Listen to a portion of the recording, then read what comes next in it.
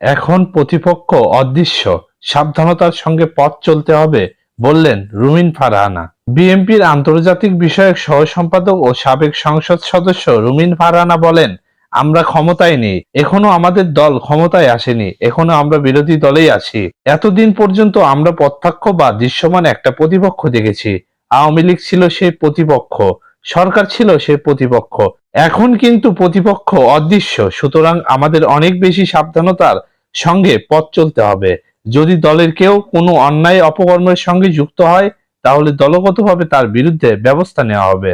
আজ রোববার বিকেলে বিএনপির ৪৬তম প্রতিষ্ঠা বার্ষিকী উপলক্ষে ব্রাহ্মণবাড়িয়া জেলা শহরে সুর সম্রাট দি আলাউদ্দিন সঙ্গীতাঙ্গনে আয়োজিত আলোচনা সভা শেষে সাংবাদিকদের সঙ্গে আলাপকালে রুমিন ফারহানা এ কথা বলেন। সাবেক সংসদ সদস্য বলেন, কোনো রকম বাধা বিপত্তি, হানাহানি, কোনো রকম দলাদলি, কোনো অন্যায়ে যেন আমাদের দলের নেতাকর্মীরা যুক্ত না হয়, আমাদের ভারপ্রাপ্ত চেয়ারম্যান এ ব্যাপারে স্পষ্ট নির্দেশনা দিয়েছেন। তিনি সাবধান করে দিয়ে বলেছেন, যদি কেউ কোনো অন্যায় অপকর্মের সঙ্গে যুক্ত হয়, তাহলে দলগতভাবে তার বিরুদ্ধে ব্যবস্থা নেওয়া হবে। একই সঙ্গে তিনি আরও বলেন, দল যদি সাধারণ মানুষের ভোটে আবার ক্ষমতায় যায়, তাহলে ইনশাআল্লাহ তিনি দেশের প্রচলিত আইন অনুযায়ী অপরাধীদের বিরুদ্ধে ব্যবস্থা নেবেন। বিএনপির অর্থনৈতিক বিষয়ক সম্পাদক খালেদ হোসেন মাহবুব বলেন, আমাদের ভারপ্রাপ্ত চেয়ারম্যান তারেক রহমান তিনি আমাদের দলীয় শৃঙ্খলার বিষয়ে, আগামী দিনের নির্বাচনের বিষয়, আমরা বিরোধী দল হিসেবে আমাদের কি কি দায়িত্ব থাকা দরকার সব বিষয়ে তাদের একটা দিক নির্দেশনা ও সতর্কতা দিয়েছেন।